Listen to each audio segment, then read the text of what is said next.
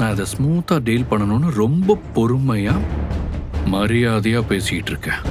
எனக்கு பிரச்சனை பண்ண தெரியாமலாம் இல்ல. நான் இறங்கி சண்டை போட்டேன்னு வைய, அதை உன்னால தாங்கிக்கவே முடியாது.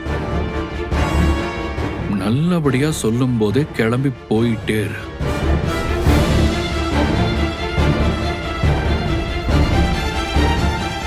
முடியாது,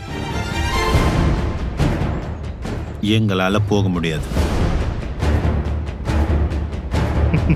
நீங்க கோவப்பட்டு அடிச்சு எங்களை என்ன வேணா பண்ணுங்க, நாங்க இங்கிருந்து போறதா இல்லை. வீட்டு வாசல்ல உட்காந்து உண்ணாவிரத போராட்டம் பண்ணுவோம். நானு, எங்க அம்மா, என் தங்கச்சின்னு 3 பேரை சாவர வரைக்கும் உண்ணாவிரதம்.